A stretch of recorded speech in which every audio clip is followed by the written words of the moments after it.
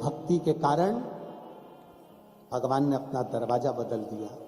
नामदेव जी कहते हैं, मुझे धन्यवाद मत दो नानका, हे गुरु नानक देव, धन्यवाद आपको है जो आपने मुझे भक्ति का बल उत्पन्न कर दिया। आपने मुझे भक्ति का बल दे दिया। शंकर भगवान मंदिर से बाहर निकले, गुरु नानक देव और नामदेव दोनों को दर्शन दिए। क्यों? अभी कथा में कहा कि आप उसके दरवाजे तक पहुंचे हो तो उसका फर्ज है कि मंदिर से बाहर निकलकर दर्शन देगा।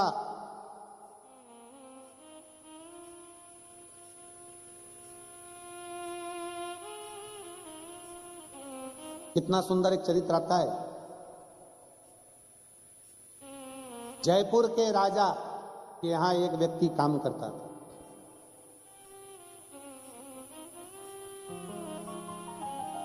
एक द्वारपाल काम करता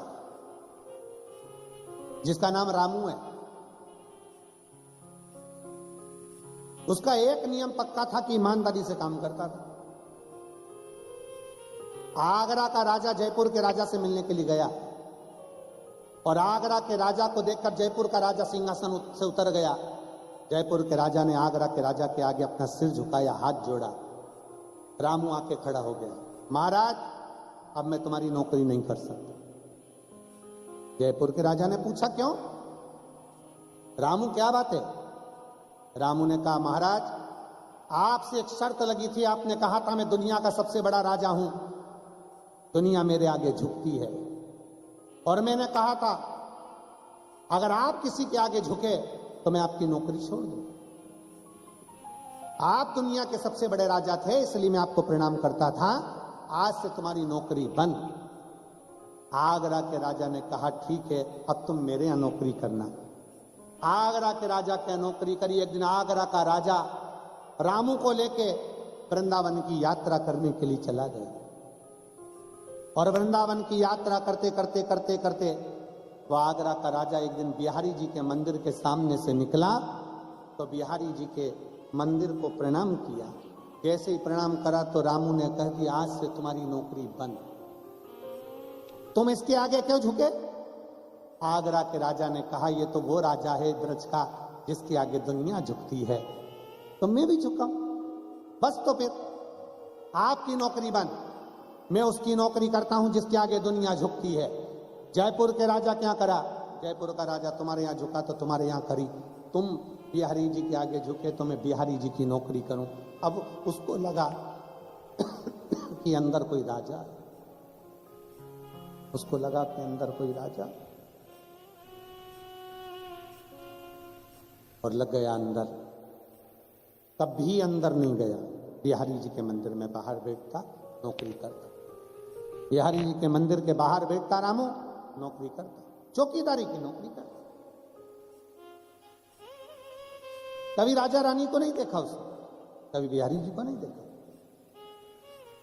आया एक दिन रामू बीमार पड़ गया और जब जब रामू बीमार पड़ता था तो राजा रानी दवाई देने आते थे तो दवाई लेता था, नहीं तो नहीं लेता। जयपुर का राजा भी दवाई देता था, आगरा का राजा भी दवाई देता था। अब की बार बीमार पड़ा और लोग कह रहे हैं यहाँ कोई राजा रानी नहीं रहते, यहाँ तो बाके बिहारी रहते हैं। नहीं, मैंने सुना है राजा रानी की नौकरी कर रहा हूं तो वो दवाई देने आएंगे तो खाऊंगा, नहीं तो मर जाऊंगा। आखिरी सांस अटक गई उस रामू की। आखिरी में बाके बिहारी को मंदिर छोड़ना पड़ा और राजा और रानी का वेश धारण कर कर रामू को दवाई देने के लिए उसके घर तक पहुंच गए। वो भगवान, वो भगवान उसके दरवाजे तक पहुंच गए।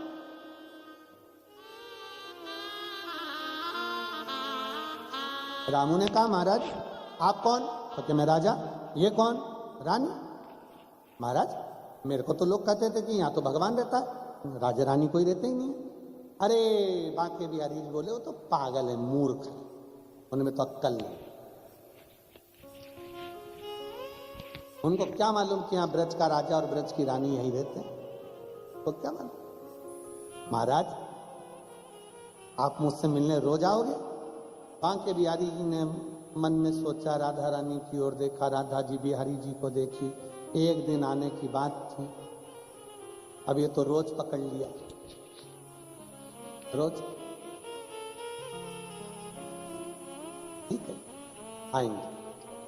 तबीयत ठीक हुई, वो अपनी ड्यूटी पे जाने लगा, मंदिर के अंदर जाकर बैठ गए।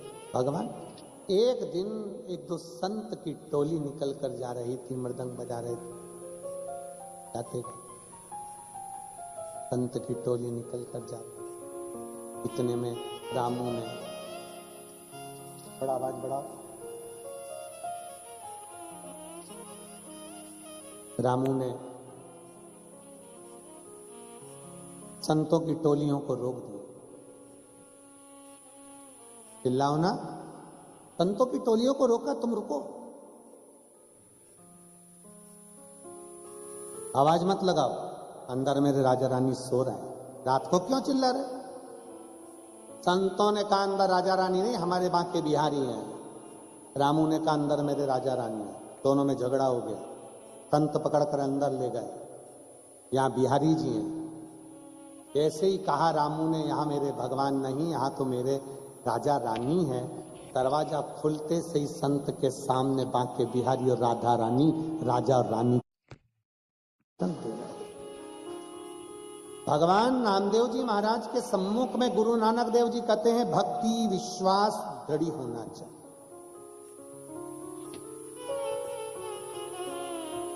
जितना जितना भक्ति और विश्वास दृढ़ होगा, भरोसा जितना प्रबल होगा, परमात्मा को मिलने में देरी। आपका विश्वास कितना, आपका भरोसा कितना? एक पत्र है, शिवाय नमस्तु,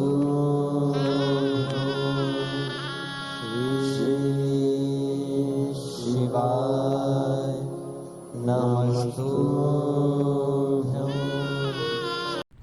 ओम नमः शिवाय, श्री शिवाय नमस्तुभ्यम। स्वागत है आपका शिव शक्ति आस्था चैनल पर। तो दोस्तों, फिर से एक बार बात करने जा रहे हैं 30 दिसंबर के उपाय के बारे में। या सोमवार का उपाय है, सोमवार जिसे सोमवती अमावस्या भी कहते हैं। तो दोस्तों, इस उपाय को पूज्य गुरु पंडित प्रदीप मिश्रा जी ने बहुत ही सरल विधि द्वारा दोस्तों बता दिया है। तो दोस्तों, इस कथा को सुन लीजिए, सुनकर ही इस उपाय को कीजिए। दोस्तों, साल की यह आखिरी सोमवार है, इस साल में आखिरी सोमवार के दिन दोस्तों यह उपाय करने से आपकी किस्मत बदल जाएगी। दोस्तों, तो ज़रूर इस उपाय को एक बार करिए और करके अपने जीवन को कृतज्ञ और धन्यवान बनाइए। बोले हर हर महादेव।